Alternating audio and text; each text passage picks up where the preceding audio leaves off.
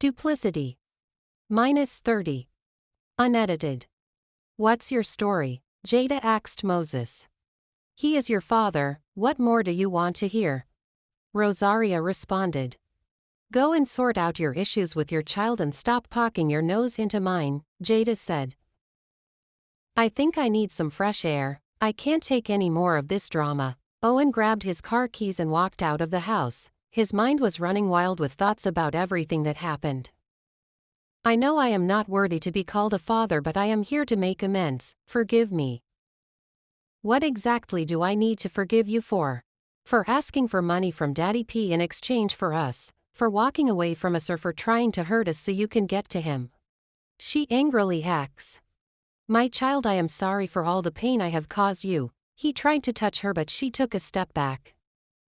I am not your child, Moses, and what you said is true. You don't deserve to be called a father. This one is exactly like Salma and she will give you a hard time. Rosaria laughed before she stood up and headed for her room. She had to find a way to get back at Penjani for all this drama he had caused. I shouldn't have remained behind to talk to you. None of this makes sense. I should leave now. Then she stood up and intently looked at Moses. And please leave us alone. Jaden and I will never consider you as our father. Stop trying to bring drama into our lives, please. So you will choose that murderer over me? He acts.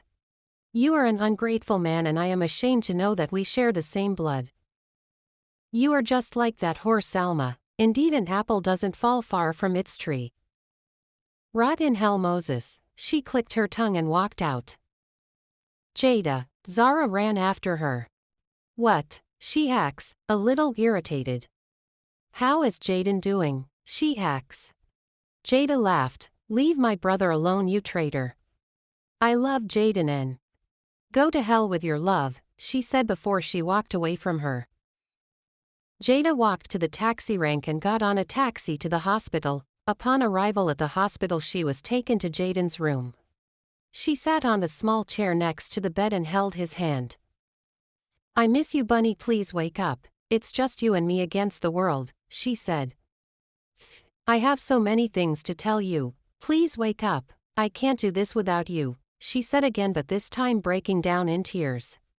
She was overwhelmed with emotion and didn't know who to talk to apart from Jaden. She sat quietly in the hospital room for hours until the doctor asked her to leave. When she left the hospital, she went straight to Jaden's house and slept. Rosaria grabbed her phone and dialed the number of the only person she was sure could help her. She picked up almost immediately. Rosaria. I want him back in jail, she said. What has he done this time around? He told Owen the truth. I told you to tell Owen the truth, but you refused. Are you going to help me or not? Rosaria, leave that man alone. This fight wasn't yours in the first place. Curtis didn't even love you. He came back here and got 2 women pregnant and promised to marry them both while he was still sleeping with Salma. I think you should forget about him. It's been 20 years already. Focus on being a mother to Owen and give Penjani some peace. He has already gone through so much pain already. Dude, whose side are you on? She angrily hacks. I am on your side, but I won't help you anymore. I am done. Fuck you. She hung up and threw her phone on her bed. I don't care if you don't help me, I will get Penjani myself, she said. Then she undressed and headed for the shower. She needed the cold water to calm her down. He was sitting and holding the hookah, smoking tobacco. There was a half-empty bottle of vodka on the table in front of him. After drinking and smoking for hours, the weight of the world seemed to lift from his shoulders. When he finally walked out of the study, he was drunk and could hardly walk as he stumbled down the hallway. Paulisa stood up, tried to help him, but it was too late. He fell down. Shaking her head, she helped him up and led him straight to the bedroom.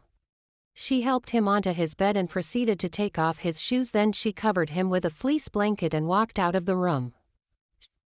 Paulisa went into the kitchen and started preparing some food. Her mind was all over the place. She needed something to keep her busy. She was worried about Jada. She had called her a couple of times for the last few hours, but her line kept taking her straight to voicemail.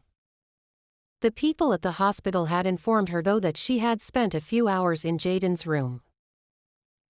Jada was in a deep sleep when she heard a loud knocking on the front door of the house. She got out of bed and went to open the door, but there was no one there.